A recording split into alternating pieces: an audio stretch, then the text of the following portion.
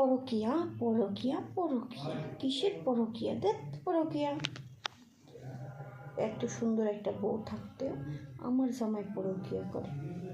আচ্ছা, আমার ভিতরে আপনারা দেখেন আমার ভিতরে কি নাই, জামাই সেই জন্য পরকিয়া করে।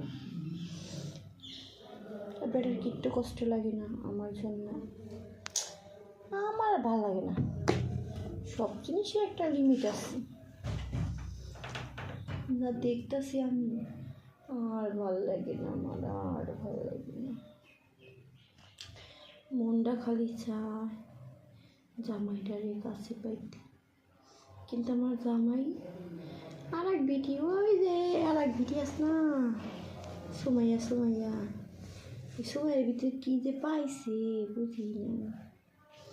আমার সাথে কথা কয় না, আমার কাছে আসে না, খালি সুমাইয়ের কাছে যায়। ওর লাগে নাকি পরকিয়া কইরে, ওর লাগে নাকি মস্তে করে মজা পায়।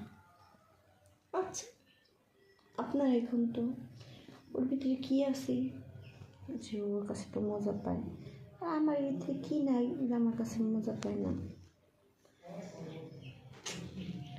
আমি যদি আগে জানতাম তাহলে এরকম জামাইতে বিয়ে করতাম না।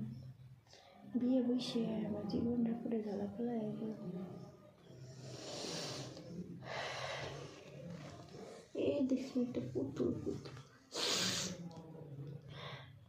চিংড়িরা কি মনে হয় কষ্ট জাগিয়ে সহ্য করবে না পারি, তখন এই পুতুলটা আমার বুকের ভিতরে নিয়ে আদর করি।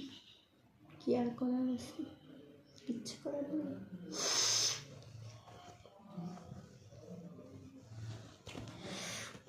রে চুলকানি যে মজা, যে সঙ্গে চুলকানিটা উঠে চুলকাইতে যাইতে যেতে এত মজা লাগে, ঠোঁটে ভুলে বোঝাই পারব না। চুলকানিটা শেষ হয়ে গেলে কোনোই মজা লাগে না, তখন খালি জ্বলি আর জ্বলি।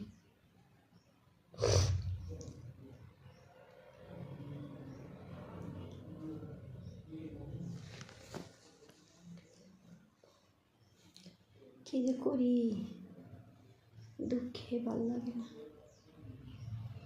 মনটা খালি আনছানি ফোন করে।